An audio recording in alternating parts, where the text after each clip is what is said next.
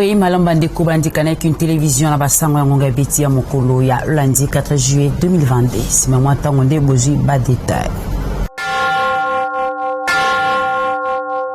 Tofunga basango na ngambo ya politique kota sabinoité tata mokonzi ekolo Congo démocratique Félix Antoine Tshisekedi Tshilombo asala ki remise symbolique ya cité ya Sikapul Malebo oyo ekovanda ba officiers généraux pays supérieurs ya FRDC na commune ya Télé samedi 2 juillet 2022. Yannick Moulengo.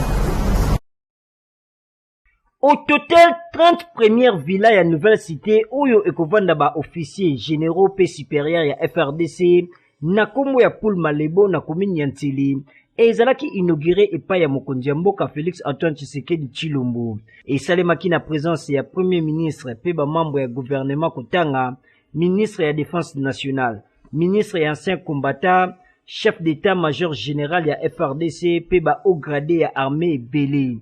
Cité ya Poul Malebo ezali mosika ya 30 km na centre-ville na périphérique est ya capitale congolaise. Na janvier 2022, na instruction ya mokonzi ya mboka, gouvernement, na nzela ya ministre ya défense nationale, nde ba relansaki projet na même partenaire Congo International Investissement Group na espace ya 6 mois. Société oyo ya construction elongi kobongisa 30 villas sur 190. Résultat oyo ezali kaka étape ya yambo ya projet oyo ekokende na 5 prochaines années. Ndenge ministre ya défense nationale atalisi. Esengeli koyeba ete, à part projet oyo ya ba officiers généraux pe supérieurs, projet oyo ekokouvrir pe ba besoin ya logement ya ba officiers pe sous-officiers de carrière, oyo chaque occupant a kozwa hauteur ya 35% ya coût ya chaque villa. Cité Poul Malebo, ezali projet ya gouvernement oyo ezalaka initié uta 2016. Kasi faute ya ba moyen, yango ekatanaka na 2018. Ngonga ebeti.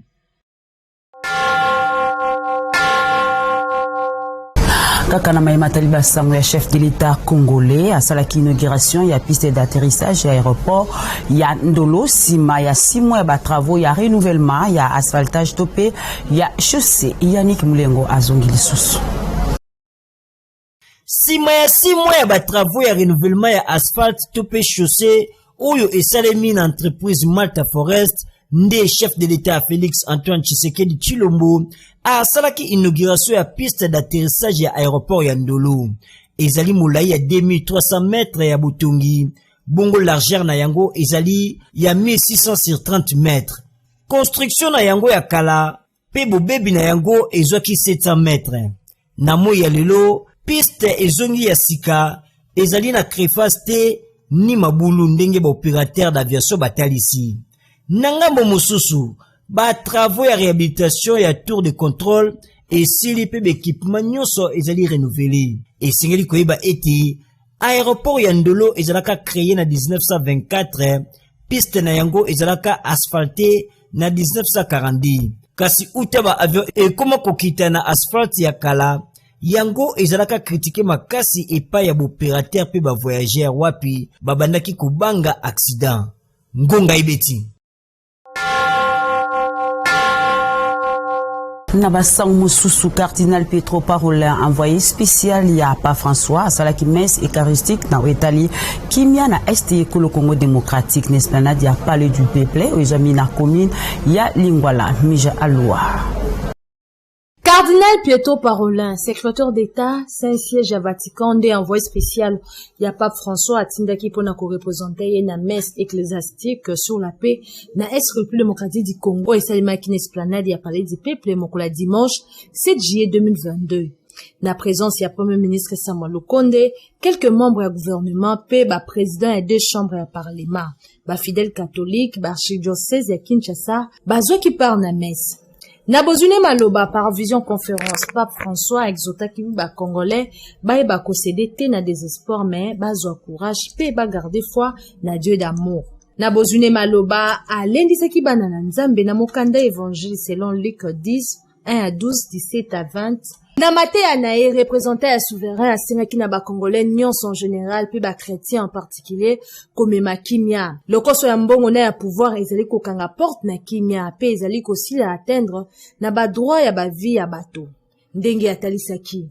Na ngambo na ye premier ministre Samuel Lukonde apesaki matondi na cardinal Pétrolin Parolin pour na message na ye ya kimia réconciliation pe bolingo. Yambo asenga na population congolaise kobondela ponda kimia na Est République démocratique du Congo pe abetaki sete na unité nationale pe kobunda contre forme nyonso ya xénophobie. Bongo pona cardinal Fridolin Mbongo atalisaki Saint-Pierre ndenge atindi représentant na ye yango ezali kotalisa preuve ya considération oyo azali na yango epai ya peuple congolais. Lisusu atalisaki pasi na ye pona souffrance oyo majorité ya ba congolais bazali ko vivre. Yambo asenga assistance pe ko soutenir chef de l'État oyo azali na diplomatie ya kozongisa kimia. Na ngambo mususu président SNCO Monseigneur Marcel Utembi ye atalisaki kolela na ye na ba violence oyo bazali ko imposer ba congolais na ba groupes armés oyo ezali na Est République démocratique du Congo Kotanga, Codeco, ADF M23 pe basusu. Soki bazali neutraliser na lombangu te Congo ezali kokima bongo na catastrophe ya temps na bango ngonga ebeti. Membre ya association Mouvement de la Libération basalaki déclaration kolansama la célébration il y a 70 ans ya lipanda ekolo Congo démocratique pe lisusu balobelaki situation ya este ya ekolo Congo démocratique Sardu Dimbompo no babeti ngonga elongo na Yannick Moulengo. 30 juin 1960, 30 juin 2022, 62 ans après l'indépendance. Est-ce que la République démocratique du Congo est un pays indépendant? Et le koni est la kisi indépendance yango et le côté. Biso jeunesse Lumumba tozela kitoyo ka déclaration ya chef de l'État jeudi 30 juin 2022 ko annoncer indépendance totale ya République démocratique du Congo kasi toyo ki yango te. To comprendre que malgré relique ya Patrice Emery Lumumba preuve oyo elakisi na ba congolais pe na mokili mobimba que Belgique nde a assassiné Patrice Emery Lumumba pe akosa histoire elobeli bango eloko te. Jeunesse Lumumba to telemi to bundela mboka pe to libéré yango na maboko ya impérialiste. Lelo jeunesse Lumumba gelou en sigle to ye kolobela pe ko expliquer cause na effet ya indépendance 1960. Cause wana ezali pasi ya population. Effet ne Patrice Emery Lumumba premier révolutionnaire oyo asengaki indépendance totale ya Congo ba assassinaki ye. To tuni na Belgique. Pona nini boboma Patrice Emery Lumumba? Est-ce que pour na lobaka tolingi indépendance totale Belgique lobela biso vérité nini botika na politique na biso soki mutu akomi mokonzi ata moko te aservaka population tosengi na chef de l'État garant de la nation les deux chambres pena gouvernement bofongola procès na justice contre la Belgique pour na assassiner à Patrice Emery Lumumba Maurice Polo Joseph Okito pe ba crime commis na Congo pour que tout kende na contentieux belgo-congolais. Le 62 ans après l'indépendance, jeunesse ainsi que toute la population congolaise, bazangi kimia, pasi eleki, nzala, misala ezate, salaire ya malonga te, ba prix biloko komata sekomata, insécurité na mboka. Na este bazali ko boma ba congolais, mikolo nyonso kaka ndenge ba bomaka ngombe na abattoir. Nations Unies pe communauté internationale bavandi kimia. Kaka ndenge basalaka na 1960 na période ya première agression ya Congo na Belgique sécession katangese pe kasayenne guerre ya este na mboka na biso ezali agression ya ba impérialiste contre le Congo. Rwanda aza utilisé comme main d'œuvre oyo bazali kosala bapesi ba arme baboma ba congolais sima bayiba ba richesse kaka ndenge basalaka na époque coloniale. Bapesa biso embargo militaire ba renforcer yango lisusu ndenge nini tokosomba ba arme pour que ba militaire na biso ba défendre mboka. Lancement officiel ya structure d'accompagnement na action ya ACP na Kombo ya les amis de Moïse Moupata Amupa na Bokuse et Salemaki dimanche 3 juillet 2022 espace la Jolie aux amis na commune ya Bandalungwa na présence ya leader ya ACP Rosette Nzinga bazaki kuna na konti ya ngonga ebeti elongo na Freddy Soumaili. Structure d'accompagnement ya baction ya Alliance de Congolais progressistes ACP les amis de Moïse Moupata basalaki lancement officiel dimanche 3 juillet 2022 na commune ya Bandalungwa. Wapi ya motu ya ezalaki création ya plus de 60 cellules de base na ba commune nyonso enguma mokonzi Kinshasa pour na ko atteindre objectif pas une parcelle sans un membre de l'ACP.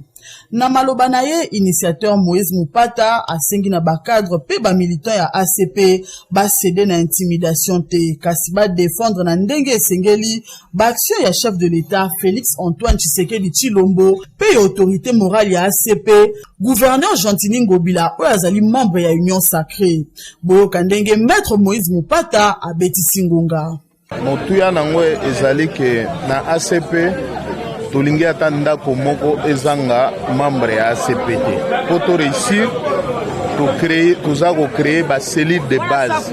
Chaque membre ya AMUPA azwi mokano ya kocréer cellule de base pour que tomeka kotombola parti na biso ACP moko na moko azwi mokano ya kocréer cellule de base. Ya koyeba ezali ete milulu oyo esalemaki na présence ya ba haut cadre ya ACP oyo bayaki ko encourager initiateur ya AMUPA maître Moïse Mupata ngonga ebeti.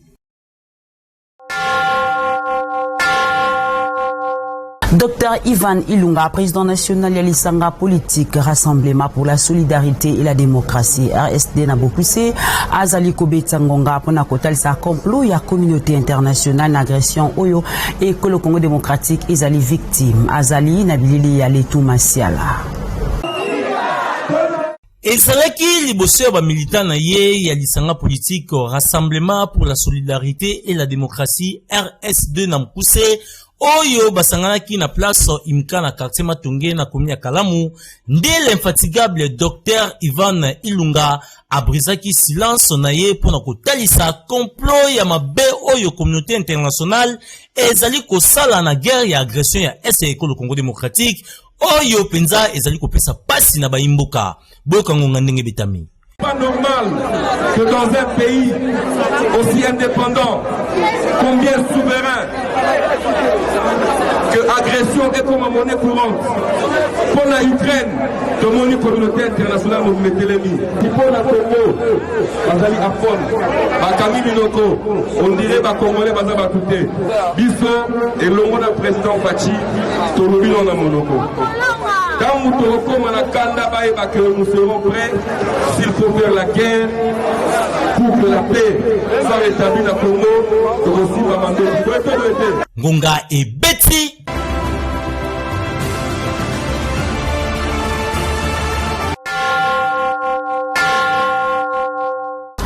Na basango éducation senye ko ba été syndicat ba inspecteur ya EPST ba salaki réunion week-end eleki wa bazali ko senga na IGF a débloquer misolo po ezala décaissé na ministère ya finance ce qui est limité ba inspecteur peut intervenir ba ko saboter tena fait pour elengelami mardi 5 juillet 2022.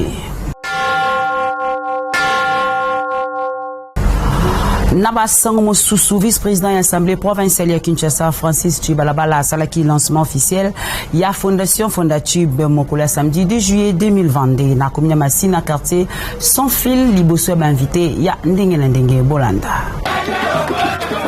Projet ya député provincial élu à Massina na compte ya Union pour la démocratie et le progrès social UDPS, Francis Tchibalabala, et kokisami le 2 juillet 2022 na lancé officiellement Fondation Fondatube liboso ya ba invité ya ndenge pe ba autorité ya mboka. Na discours na ye, vice-président assemblée provinciale ya Kinshasa salué engagement pe détermination ya président ya école Congo démocratique Félix Antoine Tshisekedi na vision na ye ya kotia na esika lancement pe programme ya botumbwa na base ya 145 territoires, gratuité enseignement, na qualité contre misère pe pauvreté na mboka. Nde Fondatube et ko accompagner action gouvernementale ou ezali raison penza ya bozalisa minango. Potango nyonso pe mikolo yiso bayambaka population ya ntango ko solliciter ba kokoso maike oyo ekimisaka kutu ba député mosusu na ba fief électoral na bango ye aponi kobika to pe ko vivre na bango na kokabolaka ba difficulté ensemble na kokela fondation oyo ezali na mission principale ya koyana na ba besoin ya ba base na ye pe ko porter bango secours. Philosophie ya Fondatube ezali ya ko apprendre bato boyebi misala na esika ya kopesa bango mbisi bali ya bongo lobi baluka lisusu nde akani kolengela ba atelier de formation ya coupe et couture esthétique entrepreneuriat na ko soutenir bango na ba financement ya ba projet économique ya ndenge na ndenge. auto-école, centre informatique, pe bolakisi misala ebele pour na kolengela ba jeune fille et garçon na vie ba responsable. Coupi ya ribbon symbolique salimaki epai ya madame la ministre ya genre et famille. Pe bakendaki kosala visite na boulangerie o ezwami pe kaka même avenir na Fondatube yango ezali na son fil avenir Matankumu. Boyoka Honorable Francis Tubalabala, vice-président ya PK ndenge abeti ngonga. Et fondation oyo tokanisi yango bambula ebele kasi lelo nde totia yango na application. Ndenge bomoni totamboli ba esika bana na biso bandeko na biso bakoye ko l'esthétique esika bakoye ko la informatique ofele hôtellerie pe ezali tomoni pe bato bakoye ko la kosala ba mapa ba gâteau nde bomoni pe boulangerie yango wana misala eza ebele bato bakoye ko la ebongo nde tokoede tata mokonzi ya ekolo bongo nde tokoede ba compatriotes na biso. Donc mandat nanga en tant que député ils ont fondé sur entrepreneuriat et pour y arriver, Sengeli Batouba Yeko la misala, bazala utile pour la société lobby. Président ya Fondatube a profité qu'on lance appel des fonds na ba union sur ya bonne volonté pour la soutenir l'action et l'activité où il y a intérêt monene ya population. To bandi ete vision peu objectif ya Fondatube et ko simba union sur to tombeli bino, c'est mosala malamu pona botombo ya milisusu ekolo Congo démocratique na ngambu ya district ya Changu. Ngonga ebeti.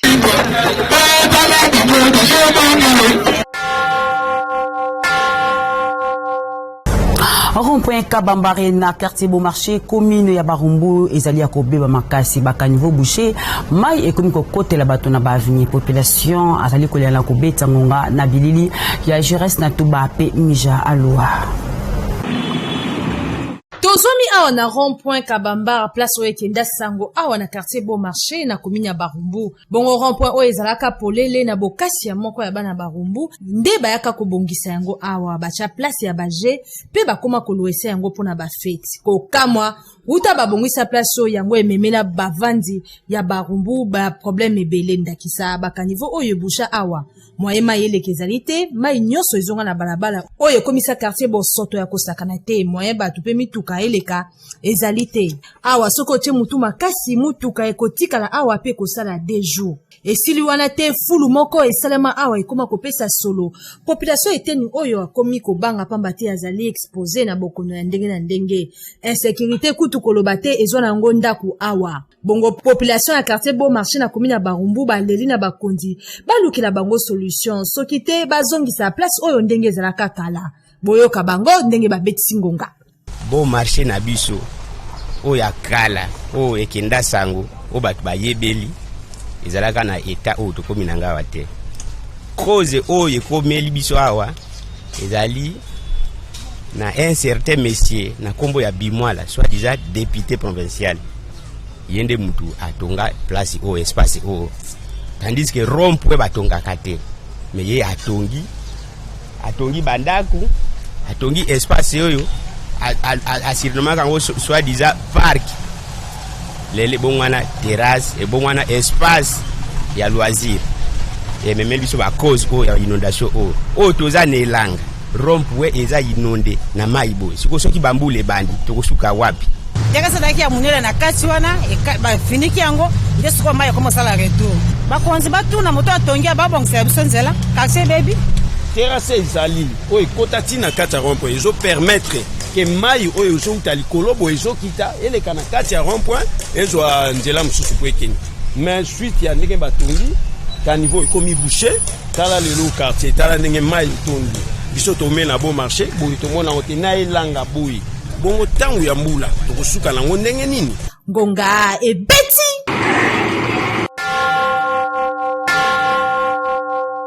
Na basango ya religion église assemblée de Jésus-Christ oyizwami na bifale commune ya Kasavubu elengelaki culte ya dédicace mokola dimanche 3 juillet 2022 na bokambemi ya pasteur Silo Kabo wapi asalaki service ya Sainte-Seine pona mbalane ya mbouta azala consacré lokola pasteur Judex Makengo Yannick Mulengo Dialevo bazaki kuna pona konti ya ngonga ebeti. Mobange na culte de dédicace et salemaki na l'église ya communauté des assemblées de Jésus-Christ oyo ekambamaka na représentant légal Kusepa Ndosa bongo na ngambo ya extension ya AGC oyo ezwami na bifale numéro 26 na commune ya Kasavubu na bokambami ya révérend pasteur Selo Kabo sima na ye kozala consacré pasteur ezalaki mbala na ye ya liboso akamba service ya Sainte Seine. Yambo ya koleka na service oyo ba bandaki na prière oyo ezalaki accompagné na louange pe adoration. Na matea na ye révérend pasteur Selo Kabo alobelaki histoire ya bana Israël na Égypte. Sima balekaki na service ya Sainte Seine wapi ba pasteur invité, ba ancien, ba diacre pe ba fidèle nyonso ba participaki na Sainte Seine na tina kokanisa pasi oyo Yesu Masia amonaki na ekulusu. Yango esalaki révérend pasteur Selo Kabo esengo pamba te ezali mbala na ye ya liboso uta azalaki consacré pasteur. Esengeli koyeba ete révérend pasteur Selo Kabo azwi sikoyo ningisa ya kubénir ba mariage kotia bandimi maboko pe kosala service ya Sainte Seine. Lisusu pasteur Selo Kabo azali responsable ya radio évangélique pour le salut des âmes. Boyo Kangunga. Vocation nanga nzamba salina aussi grâce ya kosunga ba délaissé ba domini bato bazala bisika na balie oyo ya pasi o bazala difficulté ndenge bientôt déjà lobby lundi à les 4 nazo sala lancement ya récolte ona bato nyonso bakoya kosatache nanga bakoya kosabore nanga avec un petit rien bandaka na biso na cotisation ya 500 francs oyo pesa même au-delà il y a 500 francs les récoltes aujourd'hui biso un mois et demi pour tout le bande pour la biso pour la maison nasuka agape esalemaki wapi bazwaki eloko ya komela pe kolia ngonga ibeti.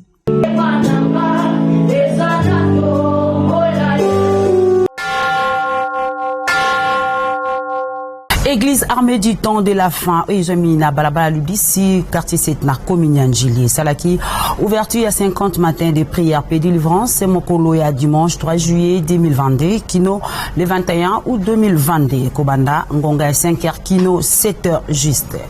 Jidex Makengo, Yannick Moulengo.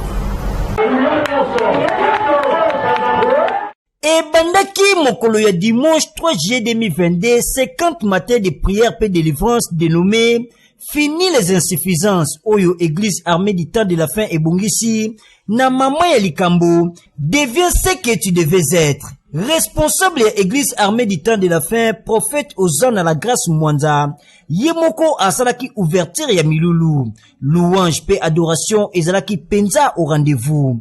Na matea na ye a fongolaki peuple de Dieu mémoire oyo etindaki bango na losambo ya chaleur. Balingami kati na nkolo. 50 matins de prière pe de délivrance ezali kokoba chaque jour kobanda 5h30 du matin kino 7h juste. Ekosi la tu le 21 août. Bate ya ndenge na ndenge bako défilé awa. Ndeko. Programme oyo ezali ya koratete. Yaka koluka nzambe po problème na yo ezwa eyano. Boyo Kangunga. Nabengisi bana nzambe nyonso bisika nyonso bakoyi kozala baya na grande activité auto bandi déjà lelo de 5h30 à 7h juste baya nzambe na biso kozanga te kopambola bango balanda malile elanga te tango bango baolala pongi ya 5h satana pas continuer kosala musala. Oui, nzamba pambola bino tozana 50 matinée oui bandi lelo tongo lelo to bandi déjà so ça déjà ouverture nango to bandi ngo lelo poto silisango le 21 août, il y a 2022 awa.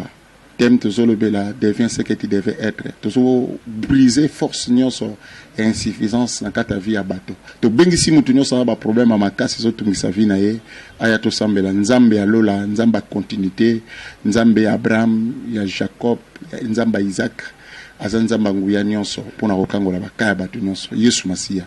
Milulu na biso ba orateur bazé belé na poso tozala na prophète ozana pe basali mususu bazali o bakoya ko intervenir na milulu mais to bandaka action na bino de 5h30 peut aussi sango 7h juste.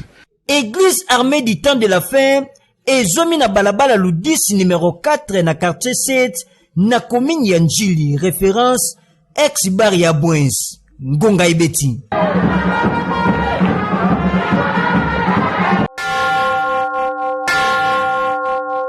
Nabasango ya sport, Racing Club de Bumbu et Salaki, Assemblée Générale Ordinaire Élective, Nabango, Wapi Bevaluaki, saison 2021-2022. Sikanini, Silsaki na 4e position, na niveau ya EPFKIN, Peba Projeta Kibaction, Oyo Bakosala, na saison prochaine. Kasi, Yamotu ya Izali était comité Ose Badibanga, Izali sous réélu pour un nouveau mandat il y a 4 ans. Bolanda, Bilili ya Sardoudimbu.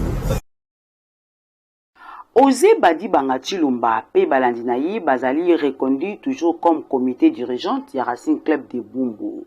Mokeb équipe de football où ils ont mis Peka Kanakomi à Bumbu.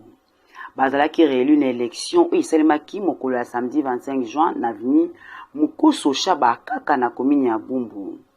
Maponami Angoy elengela maki na comité sortant où le P Kobi. Et salisamaki na ba délégué mi balé à tante PFKIN. Yambo élection Salema, basalaki na une assemblée générale ya kota lolengeni ni saison 2021 elekaki. Wapi et mwana qui était Racing Club de Bumbu ebimaki 6e. Na occasion oyonde président Osé a pesaki ba meilleur joueur, ba brevet pe ba maillot OEP et quand même na ba kombo na bango na sima. Ndeko baki cérémonie ya élection wapi, zebadi banga ndenge to tukolo bana comité na ye ba kobili susko kamba Racing Club de Bumbu. Boka président Dengabi Tingonga. Je remercier bandeko na nga nyonso ya Bumbu pour bazo sepela pour soutenir ngai en tant que président ya Racing Club de Bumbu et ils ont choisi aujourd'hui de reconduire ngai lisusu à la tête ya équipe Oyo ya commune ya Bumbu pour na diriger bango encore pendant 3 saisons. Nous pensons que discipline na organisation et aux amalamu pour évoluer kitoko na kati ya équipe na biso Racing Club de Bumbu peut redorer image ya commune na biso. Coach oya salete équipe oyo ekoma na 6e pe ba jouer bango moko pe ba bakisi bo. Ezali facilité pour ba jouer oyo na régularité et puis na mona bango la philosophie ya Robert la bango te mais na imposer philosophie na ba dirigeant ba compagnie ngai bo ba jouer ba plus très intelligent to me ko réussir to zo place 6e place. Comité réélu bazali déterminé ya komema équipe Racing Club mosika na kopesa bai na attente na nyonso to tombeli kaka bolamu pe musala kitoko na comité euti kozonga lisusu na ibonga ngonga ebeti.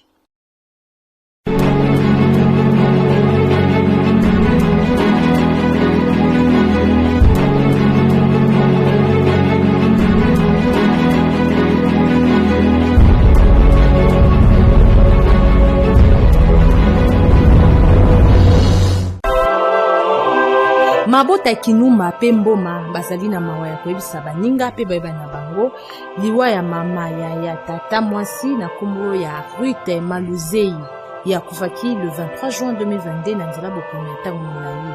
Programme ya matanga esalani boye. Lundi 4 juillet 2022 ndeve monto ekosalema na sebe konjili oyo ezwami na quartier 7 na 2 mètres ya terrain Mambenga référence Itinjili. Mardi 5 juillet 2022, nde bakobimisa nzota mowe na moko ya hôpital ya sino congolaise na bangonga ya 9h juste rekeime kosalema na église Sepeko Njili na quartier 7. Simande kokende kokundama na nécropole 2 na commune ya Nsele tikete liebisi oyo ekomela baye bonso bayebaki mowe.